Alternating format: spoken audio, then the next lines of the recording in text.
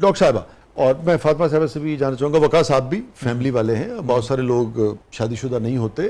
یا اس طرح سے اگر کسی کے گھر میں فرض کر لیجیے خواتین نہیں بھی ہیں، اکیلا بھی کوئی شخص رہتا ہے، مگر انسان تو ہوتا ہے نا، تو میں سمجھتا ہوں ہر شخص اس کو سمجھ سکتا ہے، اس درد کو۔ خبر کیا ہے آپ کے پاس اطلاع کیا آ رہی ہے؟ آپ کے پاس اطلاع آ رہی ہے کہ خواتین جو ہیں وہ محفوظ نہیں ہیں، ٹھیک ہے نا، اور خواتین کے ساتھ اس طرح کا سلوک جو ہے غیر ملکی خواتین کے ساتھ، غیر ملکی، آپ کی اپنی جو خواتین ہیں، اب بچیاں ہیں، خواتین ہیں، اس کے علاوہ بھی جو ہم سارے واقعات دیکھتے ہیں روزانہ، اب بچے بھی ہیں، ہو رہے ہیں وہ بچے بھی، اس کے کیا اثرات جاتے ہیں مردوں پر بھی جن کے گھر میں خواتین ہیں، بچیاں پڑھ رہی ہیں، اسکولوں کے لیے جا رہی ہیں، کام پہ اگر جانا چاہتی ہیں، اور ان خواتین کے لیے جو اپنے طور پہ بھی چاہتی ہیں کہ بھئی ہم انڈیپینڈنٹ ہو سکیں، کچھ امپاورمنٹ جو ہے وہ ہمیں حاصل ہو سکے، مگر دوسری طرف اس طرح کے معاملات ہیں، اور تاثر یہ بنتا ہے کہ اس طرح کے معاملات کے بعد کوئی پرسان حال نہیں ہے۔ تاثر یہ بنتا ہے اگین فیصلے تو عدالت نے کرنا ہے، تاثر یہ بنتا ہے کہ اس طرح کے معاملات کے بعد اگر کوئی بھی تگڑا ہے تو پھر کوئی ادارہ، کوئی بھی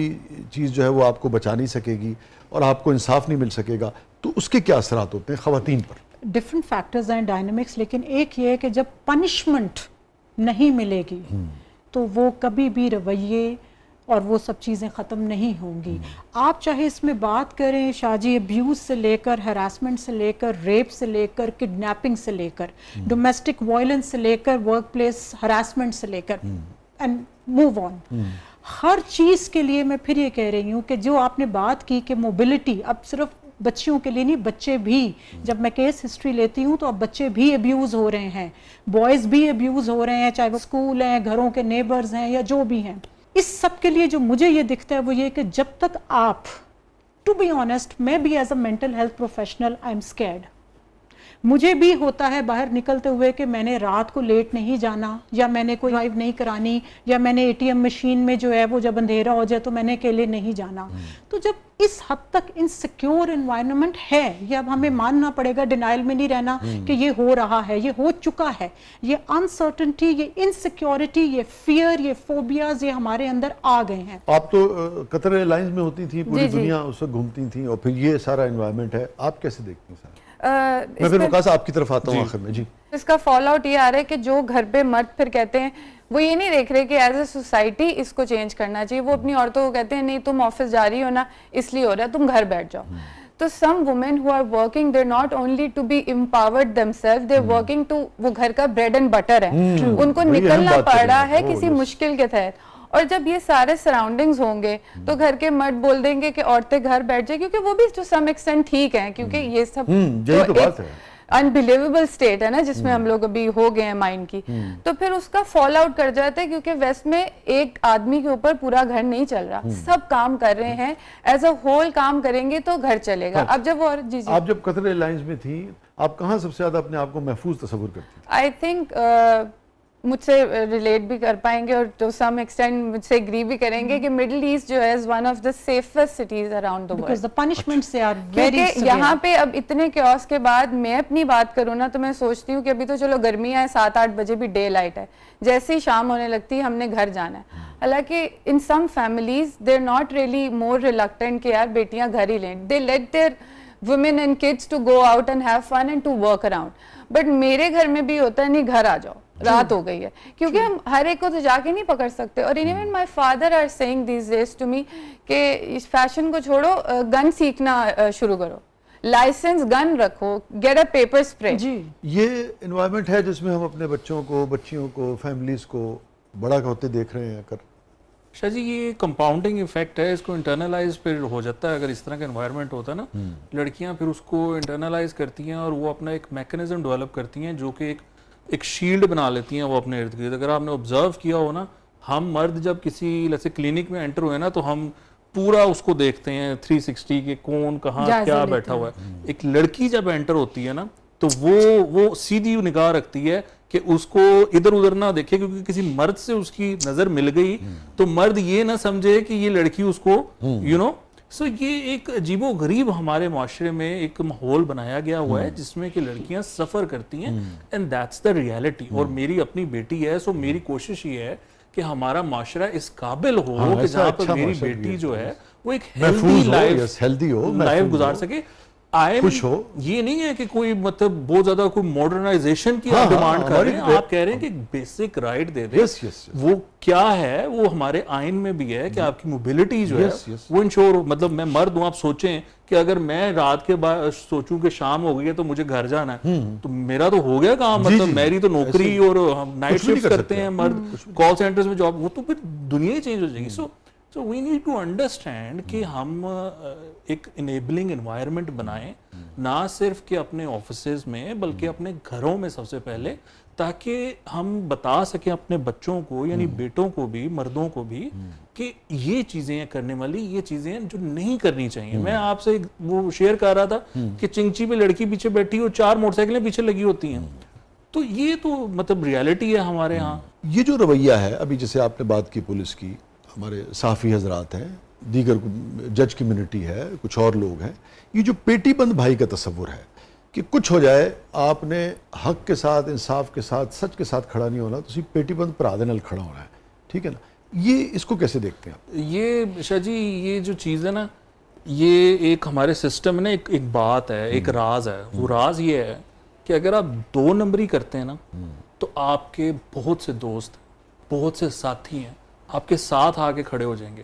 اگر آپ انصاف کرنا چاہتے ہیں, آپ صحیح کام کرنا چاہتے ہیں, صحیح بات کرنا چاہتے ہیں, تو شاید ایک آدھا بندہ آپ کے ساتھ آ کے کھڑا ہوگا, وہ بھی اگر آپ لکی ہوئے تو.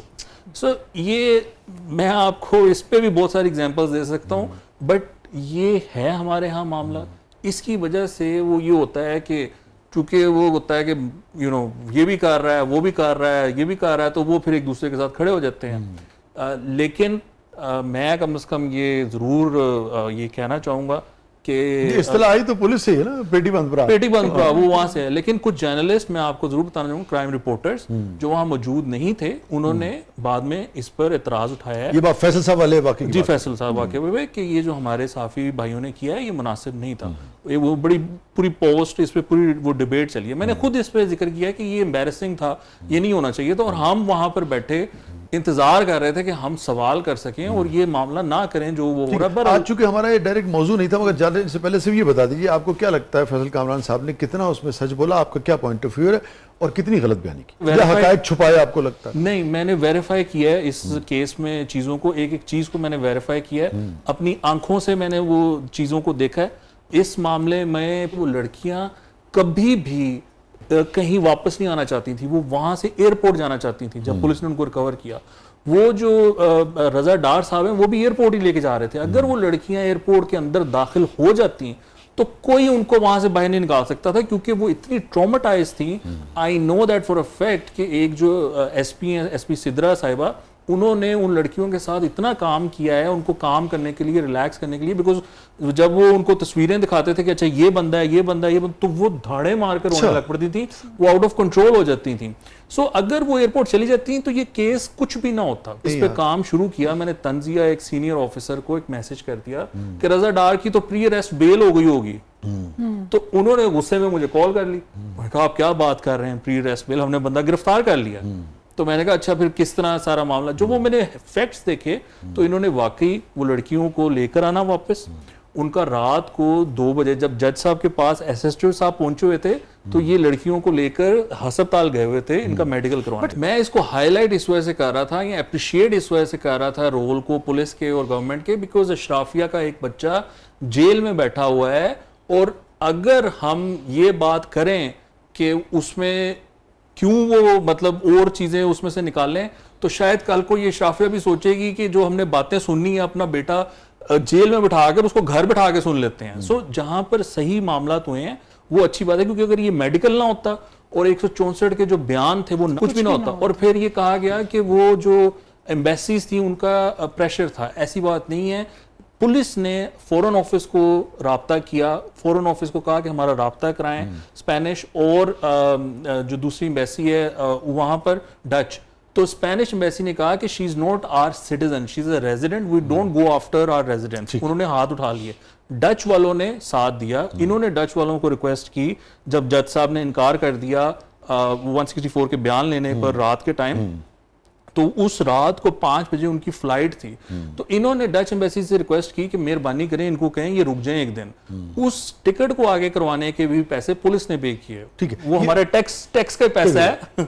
تو یہ ابھی جو آپ نے گفتگو کی آخر میں, یہ آپ کی رپورٹنگ ہے کہ تجزیہ ہے؟ No, this is fact based, this is my reporting. I Unbiased verified. reporting? G I verified all facts in this case. جو بھی آپ رپورٹ کر رہے ہیں, آپ سمجھتے ہیں کہ پبلک اس کو بائی کرتی ہے, پبلک سمجھتی ہے کہ ایسا نہیں ہے؟ بالکل بائی نہیں کرتی. نہیں کرتی, بالکل بائی نہیں کرتی. پبلک سمجھتی ہے کہ پولیس غلط ہے. جی سب جھوٹ ہے اور حقائق کو چھپانے اور مسخ کرنے کی کوشش کی گئی. میں تو اس پہ میں نے آپ سے عرض کیا ہے کہ میں نے لکھا ہے کہ اگر سچ سامنے لا رہے ہیں, اگر کوئی سچی واقعی کوئی معاملہ ہے تو عوام اس کو ماننے کو تیار نہیں ہے, because they are so unpopular, یا ان کے اپنے ایک بائس ہیں, وہ اسٹیبلش ہیں, لوگ نہیں سننا چاہتے ان کے بارے میں اچھی بات, تو وہ they are not ready to subscribe to this view. بہت بہت شکریہ وقاص صاحب, تھینک یو سو مچ, آپ نے وقت نکالا, آپ تشریف لائے, تھینک یو سو مچ. بہت بہت شکریہ محترمہ ڈاکٹر امرین صاحبہ, آپ کا, آپ تشریف لائیں, تھینک یو سو مچ. ناظرین اپنے فیڈ بیک سے ہمیں آگاہ کیجیے گا, اجازت دیجیے, اللہ حافظ.